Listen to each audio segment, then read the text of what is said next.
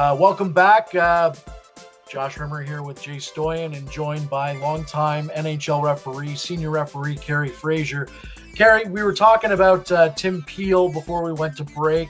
I was actually listening to the radio, satellite radio earlier today, and one of the stations was actually comparing Tim Donaghy with the NBA with what's going on with Tim Peel. You can't compare the two separate incidents that happen. Obviously, the Donaghy thing was a lot more severe than what happened with Tim Peel. But do you think this is something that is going to basically put a magnifying glass now on referees going forward? A lot of teams, players may be wondering in the back of their mind, is this a makeup call? Is this a call that I really deserved? Is the NHL? I know the NHL has always looked at calls, but I have a feeling maybe they're going to look at them even more now. Well, here's the progression of things. Let me recap it for you. Tim Donaghy, bad guy. I have friends in the NBA. This guy was a bad guy in their group at association meetings. Mm-hmm. He actually punched Joey Crawford in one of their OA meetings. Wow. And he was a bad guy. He gambled on games. Yes. There's that element, and we've had Rick Tocchet was suspended for a year with the the thing in New Jersey with the state policeman that had a gambling ring going, and the league has to be very protective. We were always counseled at training camp, right from the first camp I went to in 1972-73, first NHL officials camp. I was 19 years old, and we always had a representative from security come and counsel us about places we could go and not go. There was and I remember the name of it, Sansone's in Boston. It was a known gambler and bad guy bar, and we were told to stay away from there after games. There were people that were looking for inside information. I ride in a cab in a playoff one time, and the cabbie was saying, "Hey, what do you think? Who's going to win?" Sometimes they weren't that overt, but I've had guys say, injury-wise, like, is that guy going to be able to play? They wanted to know some inside stuff, and you just had to have your head screwed on right, and not try to be like a know-it-all or be a good guy that you want to have conversation. So the Donaghy thing, when that happened, we were told we had to sign an agreement at training camp that year that we wouldn't go into a gambling establishment, a casino. Wow. Even if my wife liked to go to Atlantic City, I would not. I'd sit outside. I'd read a book. First of all, I don't like to gamble. I hate to lose at anything, but I wouldn't go in. And even to the point of having dinner in the place. I mean, these people see you. It was sort of off limits. Now it's changed. There's gaming. There's the league has got a team in Las Vegas. Mm-hmm. Awesome, successful, exciting, and Las Vegas is a great city to go to, whether you gamble or you don't. Yeah. But that's been the change in the transition. Now all of a sudden we're back revisiting whether a referee would be gambling on games, and I think it's sad. I can absolutely tell you it doesn't happen in the National Hockey League. I know the personnel. I know Tim Peel well, and there's absolutely no way that is even a question.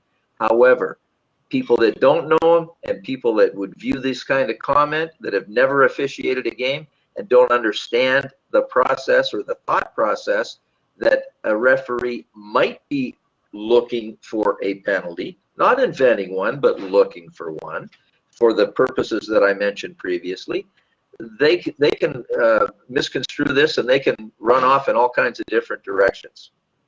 So let me move things forward here. I want to talk to you, Kerry, about obviously the big day.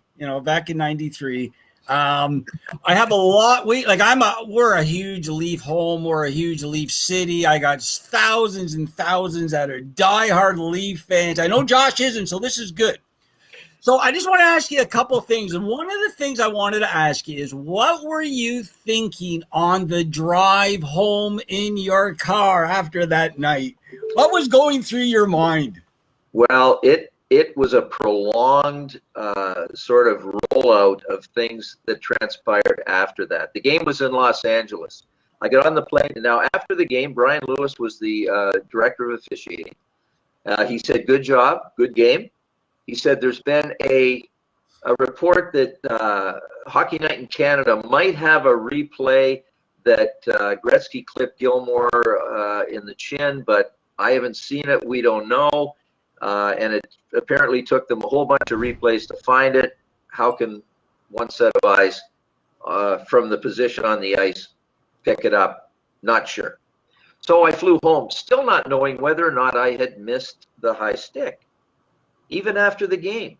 So go back home into Philly. I call my dad in Sarnia, Ontario. Dad, real tough guy. He had forearms like Popeye. He was a goon in the IHL, and he was a boxer, and he was a maniac. And God rest his soul. He was a maniac. And Dad taped every playoff game that I ever did. I got boxes of tapes after he passed away. I haven't even looked at them. And so I'll have to cue that 93 up just to make sure that I didn't miss it. But anyway, I said, "Dad, how you doing?" He said, "Well, I'm doing good." He said, "We had a little bit of excitement here last night after the game." He said, "I was sleeping in my chair in front of the TV, had his tighty whities on and a little bit of a drum and forearms like Popeye." And he said, "I heard about 3:30 in the morning, I heard this bang and crash in my driveway. And I looked out, and there was this car banging into the trailer hitch on my mini motorhome. He bang it, back up, bang." I said, "Well, what did you do?" He said, "Well, I grabbed the axe at the back door I used to chop wood, and I chased him up the street." He said, "I got a few good licks in the back quarter of the car as he sped away." I went, "Oh, Dad," I said, "that's not good." I said, "There's not a coincidence here." So I called NHL security. They did a search. They said they'll get back to you in a couple of days. Sure enough, they found the guy from Kitchener, Ontario, a Leafs fan, who they interviewed because he was his car was in the garage, the body shop, getting the axe marks fixed. And he said, "Yeah," he said, "I'm a Leafs fan." He said, "I drove to Sarnia, Ontario after that game to find out where Fraser's family lived, and I wanted to do some damage." Now, my mother, God rest her soul, used to get all kinds of obscene phone calls. She'd answer the phone, "Your son's a no good, blank, blank, blank," and she'd hang up. So I said, "Mom, here." I gave her one of my referee whistles, and like the good hockey mom she was, she tied it on one of my skate laces. She hung it on a hook by the phone, and as soon as an obscene phone call came in, she blasted the whistle in their ear, and the phone calls subsided. Now, my brother and I had to move Mom into a nursing home after Dad passed, and a few years later, and she had dementia and moving to Alzheimer's, and for her own safety, we had to move her into a nursing home. I had to clean out the house and get it ready to sell, and she still had the whistle hanging on the hook by the phone.